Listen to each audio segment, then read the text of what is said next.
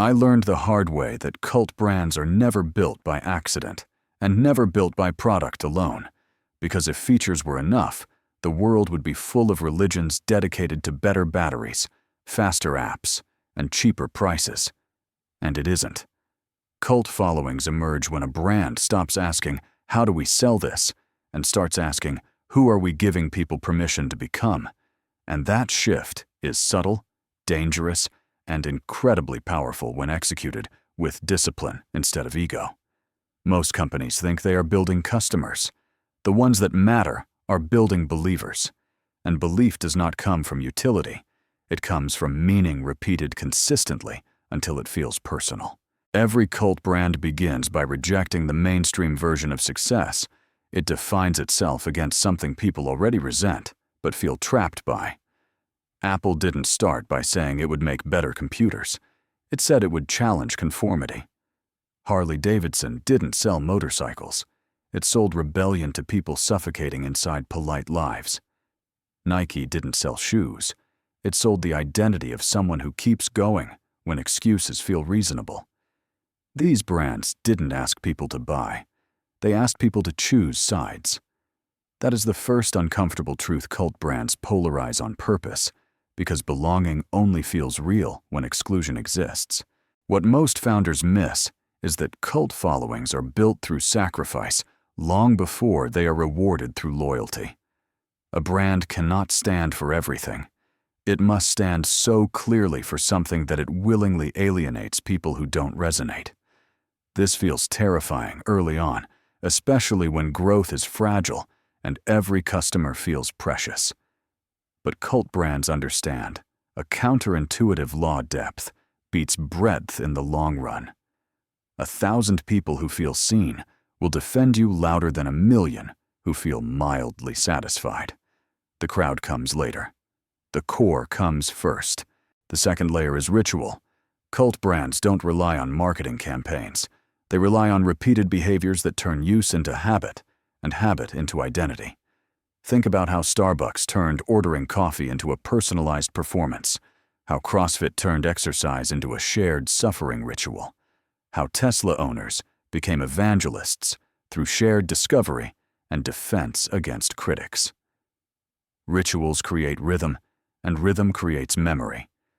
When people don't just use a product, but enact it, the brand leaves the marketplace and enters their life. Language plays a critical role here, and it is never accidental.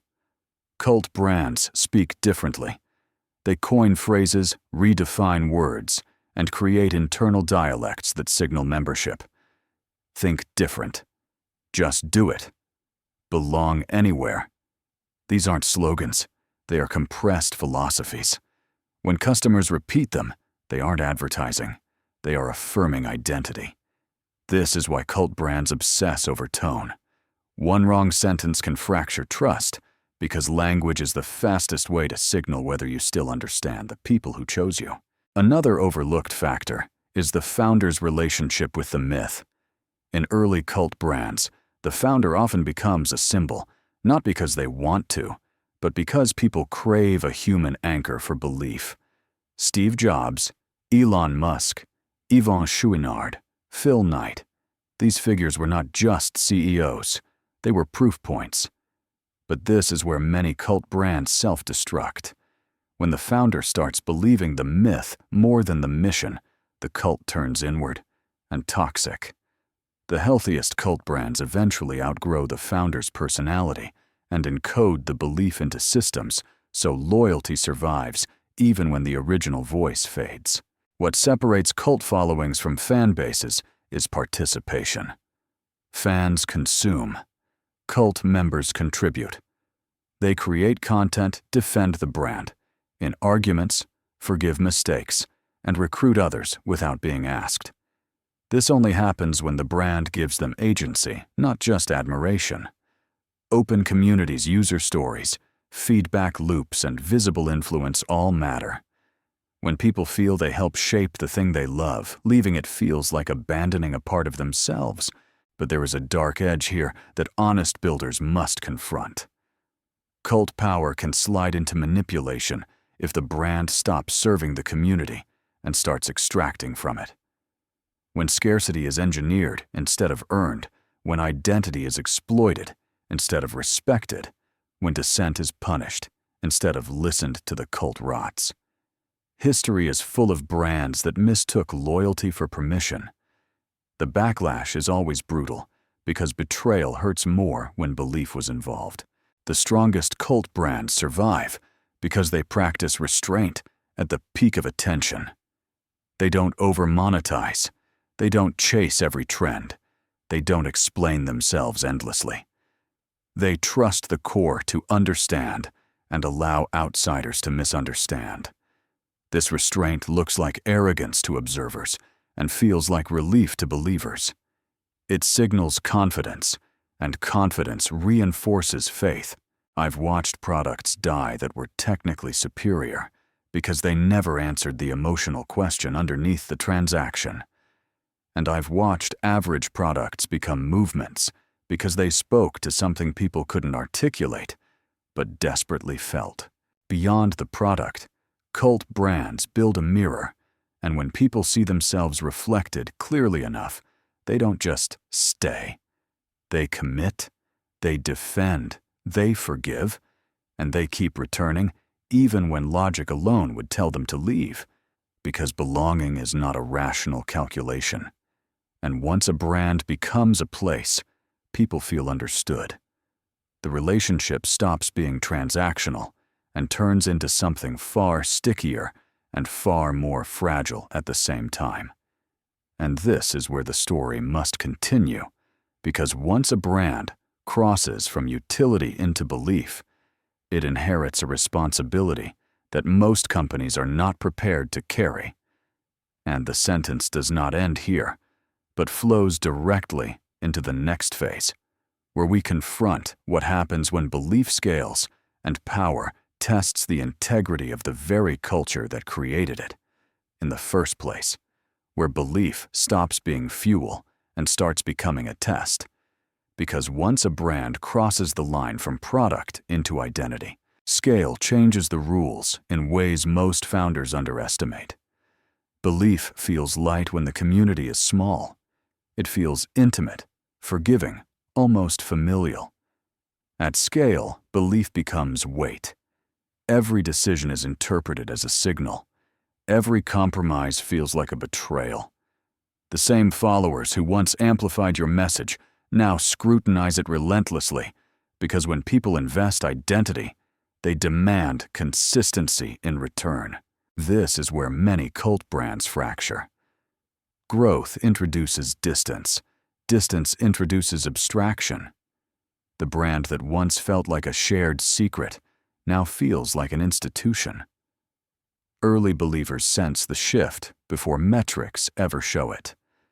They notice when customer support scripts replace human voice, when policies replace judgment, when profit quietly outranks purpose. The danger is not that brands change. Change is inevitable. The danger is when change happens without explanation, without ritual, without bringing the community along. Silence at this stage is interpreted as disrespect. The strongest cult brands survive this phase by translating belief into structure. They stop relying on charisma and start relying on principles that can be applied consistently by people who were not there at the beginning. Patagonia encoded values into governance. Apple encoded taste into design discipline. Nike encoded defiance into storytelling rules that outlived individual campaigns. These brands understood that culture does not scale through inspiration alone. It scales through constraints. Clear lines about what will never be done are more important than ambitious promises about what might be done next. Another critical shift happens in how these brands handle dissent. Early cults mistake agreement for loyalty. Mature cults understand that disagreement is a form of care. When people argue with your brand, they are still invested. The moment they stop arguing, you've already lost them. Brands that punish criticism turn belief into fear. Brands that absorb criticism and respond with clarity turn belief into resilience. This is harder than it sounds, because it requires leaders to separate their ego from the symbol they are stewarding. Monetization is the sharpest blade in this phase. Nothing tests belief like money. Over-monetize, and you signal extraction. Under-monetize, and you risk collapse. The cult brands that endure treat monetization as a design problem, not a revenue target. They ask how money can reinforce the belief instead of contradicting it. When Tesla sells directly, when CrossFit licenses gyms, instead of franchising aggressively, when luxury brands limit distribution, they are not being inefficient. They are protecting meaning. Scarcity when honest preserves trust. Scarcity when manufactured cynically destroys it. There is also a reckoning with power. Cult brands shape behavior. They influence language, values, and aspiration. Pretending otherwise is irresponsible. At scale, neutrality is a myth. Every choice implies a stance. Brands that acknowledge this and act deliberately retain credibility. Brands that hide behind "we're just a product" lose it quickly. Once belief is involved, accountability is no longer optional. It is the price of influence. The final paradox is this: the brands with the strongest cult followings are the ones least obsessed with keeping everyone happy. They know exactly who they are for and who they are not for. As they scale, they refine that boundary instead of erasing it. This clarity feels exclusionary to outsiders and reassuring to insiders. It tells believers that their choice still means something, that the brand hasn't flattened itself to please the widest possible audience. Beyond the product, cult brands succeed because they manage belief with humility. They understand that trust is borrowed daily, not owned. They protect rituals, language, and community, not as marketing assets, but as living systems. And when they fail, because all do, they repair loudly, honestly, and in alignment with the values that created belief in the first place. Repair, not perfection, is what keeps faith alive. If there is one lesson builders should take from cult brands, it is this: the moment people believe in you, your job changes forever. You are no longer just creating value. You are stewarding identity. That responsibility cannot be outsourced, automated, or spun. It must be carried consciously, especially when growth makes it uncomfortable. And if this exploration of how brands build and sustain cult followings resonated with you, stay with this channel. Subscribe, because this is where we talk about what happens after people care deeply when the real work begins. And leave a comment sharing a brand you feel genuinely loyal to, and why. Because loyalty always reveals less about the product and more about the part of ourselves we see reflected back when belief is handled with respect